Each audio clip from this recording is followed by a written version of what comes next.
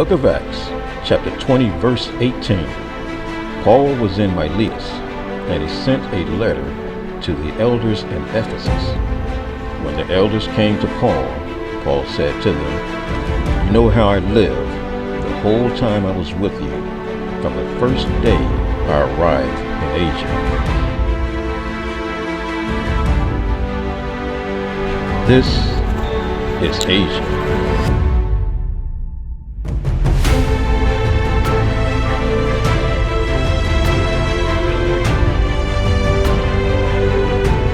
Asia is called Asia Major. Asia Major is Upper Galilee. Asia is also called Asia Minor. Asia Minor is Lower Galilee. This is the original, ancient and authentic Asia. Asia is located in Namibia, Southwest Africa.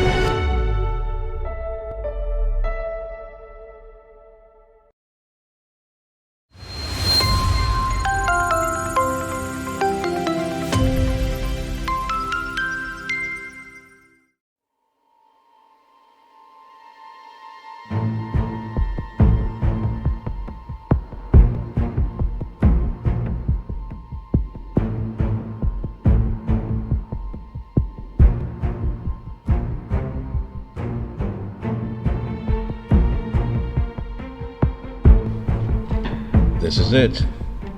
This is the original, the authentic, the historical Asia.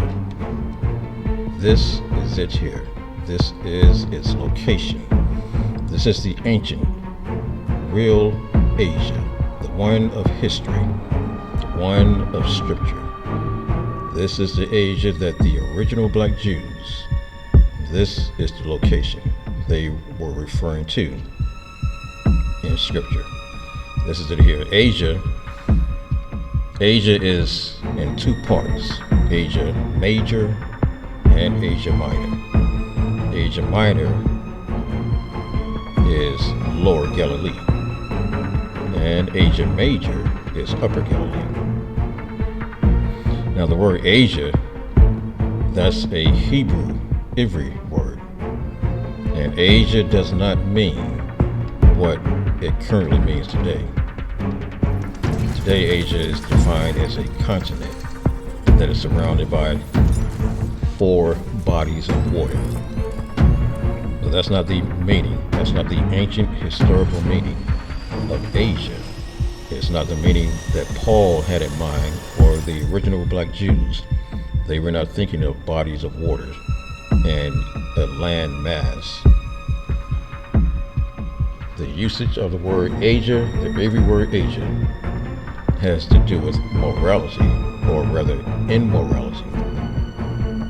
You see, Asia consisted of several cities, several main cities, and the original black Jews, they used the word Asia in application to these cities.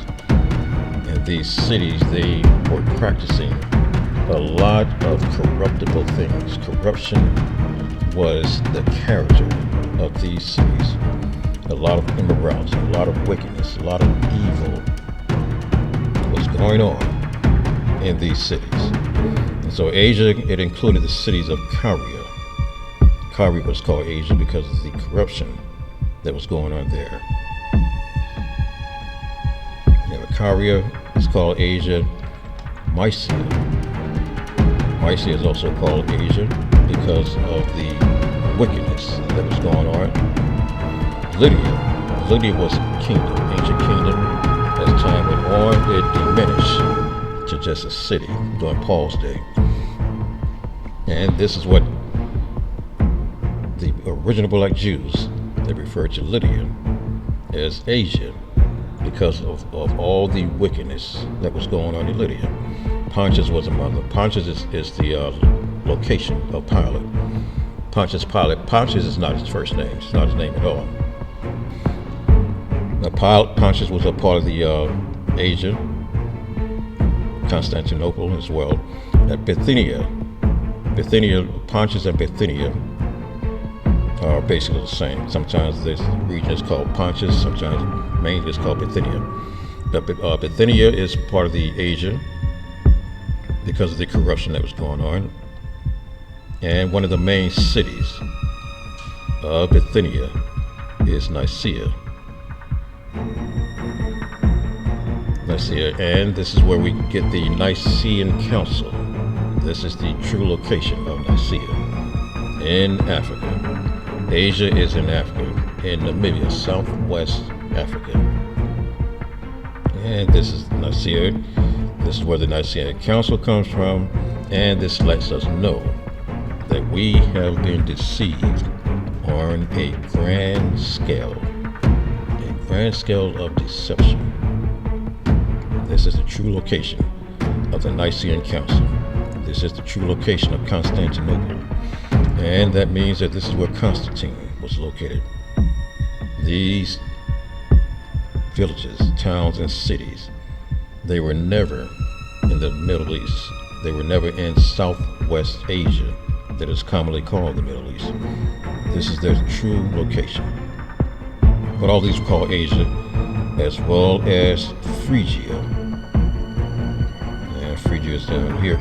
Phrygia was an ancient kingdom during the time of the Hittites, actually during the time of the fall of the Hittites. The Phrygia kingdom, they took over the Hittite kingdom. And as time went on, Phrygia was conquered by Persia. And time went on again, and Phrygia, the name of Phrygia, was changed to Galatia. So Galatia and Phrygia, basically the same. These are called Asia because of the wickedness and evilness, the idolatry, and all manner of sinful behavior that was practiced here. And these cities, there are also many other small villages that were included, but these are the main cities that the original black Jews called Asia. Now the Hebrew word for Asia is this. The Hebrew word for Asia, the Ivri, which is properly pronounced Efwa. The Ivri word for Asia is the letter A, letter S, and the letter A. So ASA is the Ivri word that we call Asia. But when you look those letters up, the A is the Ivri Aleph. Aleph means strong, strength, leader, power. S, this can be samak or shin. Shin is where we get our word sin from. And samak means to grab, protect, and hate. And that is what sin does. Sin attaches itself to you, grabs you. And you are to protect yourself from sin. And you are to hate sin. But when these letters, Aleph and samak, when they're put together, they deal with immorality, unrighteousness.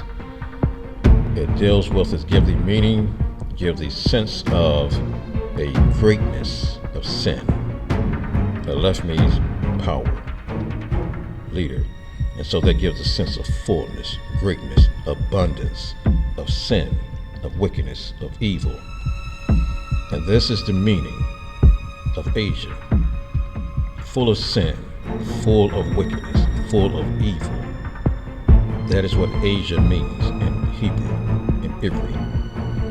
And scholars, they have ascribed the wrong meaning and erroneous meaning to Asia.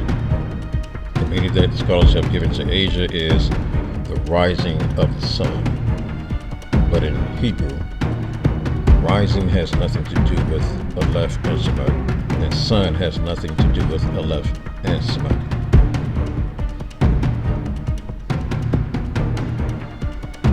That's the wrong and incorrect definition for the Hebrew word Asia. Asia deals with immorality, which naturally will imply morality. But we can see this as well in Paul's his response, whether his letter to the elders. In Acts chapter 20, verse 18, Paul, he sent a letter, he was in Miletus, and Paul sent a letter to the elders that were in Ephesus. And Ephesus is the capital of Asia. But Paul sent a letter to the elders in Ephesus. When they arrived to where Paul was, notice Paul, his defense. Paul said to the elders, you know how I behaved the whole time I was with you, from the first moment I set foot in Asia. Now that's a defense. He is defending his behavior. And it is an antithesis. It is antithetical to the character and behavior of the people in Asia.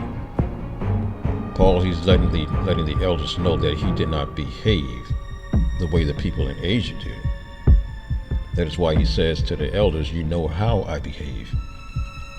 That is an antithesis to the behavior, to the wickedness of the people in Asia. So Paul, in his letter to the elders, he put up a defense, defending his character, defending his behavior, in contrast to those in Asia. So that's the meaning of Asia. Asia has to do with immorality. It means a fullness and abundance of wickedness, corruption, evil. And Asia applies to certain cities, certain main cities in the lower Galilee area. And this is the location of Asia today. Again, Asia today is defined as a continent in which there actually is no such thing as a continent. A continent is defined as continuous land, but that begs the question of how can land be continuous when all land is surrounded by water, as we see here. And so that's the contradiction in the concept of a continent. There's no such thing as a continent. The continent came about to use as it's a mechanism of controlling masses of people. But this is what we call Asia today. This is Southwest Asia, Southeast Asia. And all of this here is what we call Asia. But the original, ancient, authentic Asia is found in Namibia, Southwest Africa. This is the original Asia. Asia was confiscated, copied, forged, and hijacked to the Southwest Asia, Southeast Asia, to the Caucasus region, and had many parts of Europe as well. But this is it here. This is the original Asia, the authentic Asia, the one of history. But this is the true location of Asia. This is how it looks. Asia is in two parts. You have Asia Major and Asia Minor. Asia Major is Upper Galilee. Asia Minor is Lower Galilee. Now this is Asia. This is its location, and this is how it looks in Namibia, Southwest Africa. This is it here, the original, historical, and ancient Asia. And again, Asia in Ivri, in Hebrew. This word refers to immorality. Asia, A-S-A, is the Hebrew word for Asia, and that refers to full of sin and abundance of wickedness. That is the meaning of Asia. And this is Asia here, its true location in Namibia, Southwest Africa.